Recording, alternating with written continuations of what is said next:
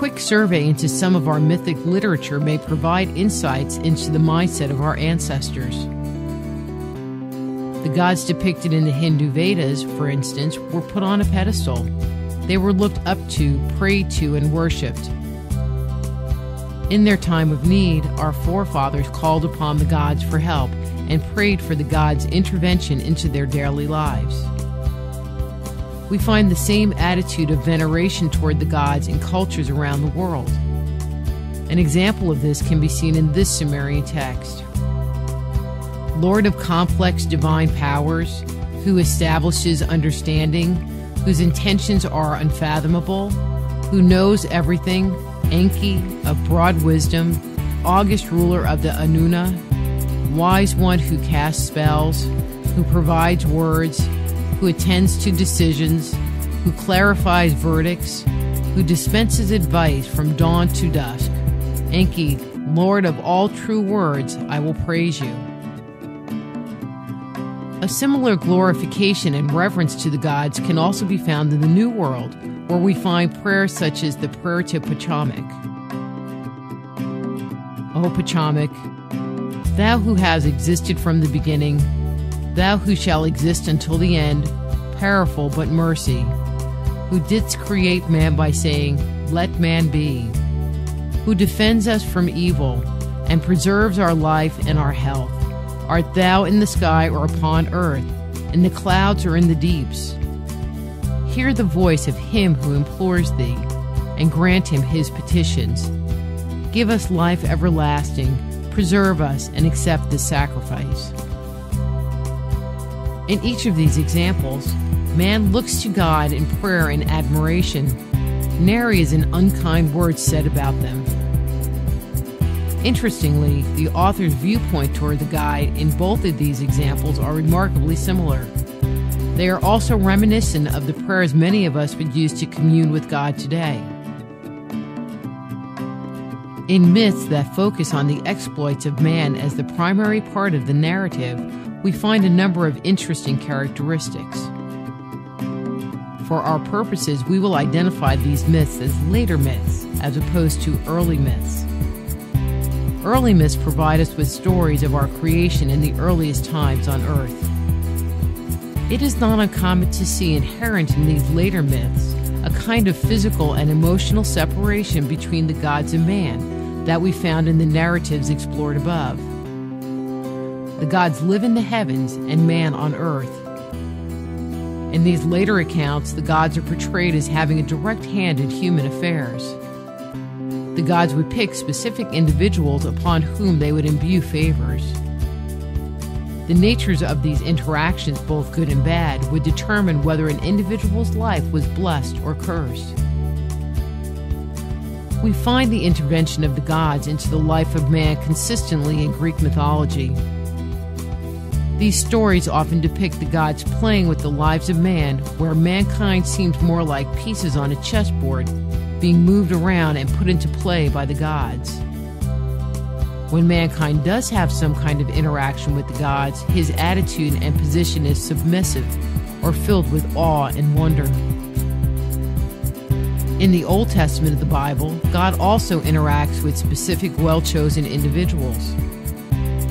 Moses in the book of Exodus is one of these individuals. God appears to Moses the first time in the form of a burning bush. Moses' mood and temperament is passive and obedient. When Moses reaches the summit of the mountain, he discovers that the burning bush is actually God, and that he is standing in front of the God of Abraham, the God of Isaac, and the God of Jacob. Moses feels unworthy to look upon his God and hides his face.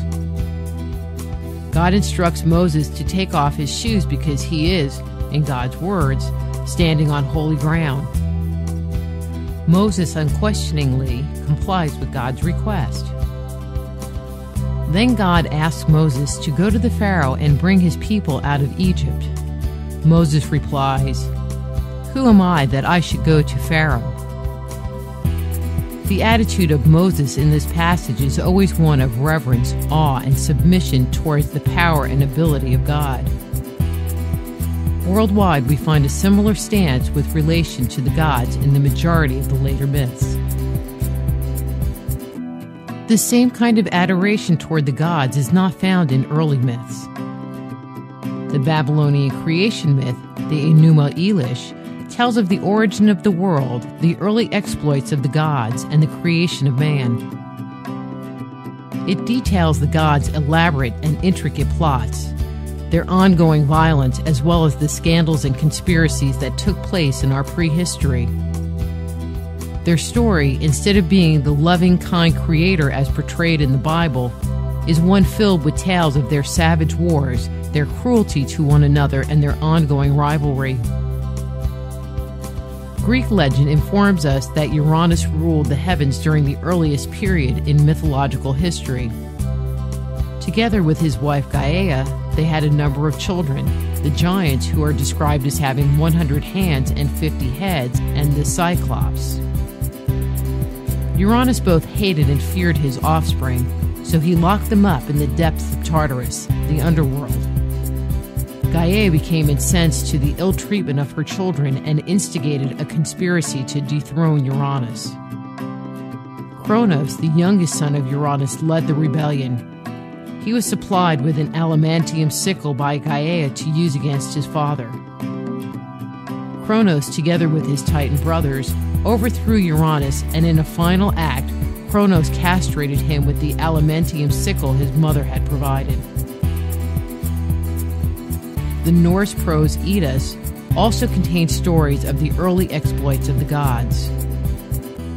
We learn, based upon the narrative, that a truce was established between the Aesir, the gods of war, and the Vanir, the gods of fertility, after a great war. Both groups, to seal their truce, spat into a vat. From their saliva, Vasir was born. Vasir was a very wise man who traveled the world giving knowledge to humankind. One day he paid a visit to a pair of dwarfs. The dwarfs killed Vasir and poured his blood into 2 vats. They mixed his blood with honey, thus creating mead. Anyone who drank the mead was endowed with wisdom and the power of poetry. The story goes on, and we find that the giants, after a series of unfortunate and ill-intended events, end up getting the mead as reparation from the dwarfs. Odin, the head of the Aesir pantheon, through an act of trickery, steals the mead from the giants and takes it to share with the other Aesir gods. When read, the narrator of these epic tales does not interact with the gods, but he is right there, part of the action. His point of view is not one of awe and wonder or even shock, terror, or fear. It reflects an attitude of familiarity with the ongoing bad behaviors of the gods. His viewpoint is not submissive or reverent, but more like he is part of the gang, so to speak. There is a level of acceptance to the gods' brutality like one would expect to find if a member of a criminal gang were to write about his life on the street. We find the same level of familiarity with the gods in creation myths around the world. In these early narratives, if mankind is mentioned at all, he is portrayed in a subservient role. Examples of this position come down to us in some of the early Sumerian writings. We, mankind, are referred to on these ancient stone tablets as the black-headed people.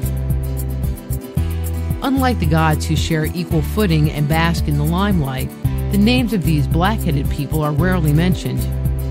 If they are, only the name of a specific individual responsible for a specific task is divulged. Andrew Lang, in his book Myth, Ritual, and Religion, argues, "It may be argued that a belief in a creator is a myth itself. It does not explain, according to Lang, the attitude of awe and moral obedience we feel in relationship to God in the first place." He goes on to question, why, after having a belief in a creator God, did humanity go on to develop such wild and scandalous stories about him? In turn, why would we refer to ourselves, as seen in early myths, in such a derogatory and insignificant way? Could it be that the myths and legends that tell of the earliest times when the gods walked the earth are actually the gods' stories about themselves? Was mankind spoken of insignificantly in these stories because that is how the gods viewed him? Ancient writers seem to be telling us that this may indeed be the case. One final piece of evidence to support the divine authorship of our early myths is to examine what the gods themselves had to say.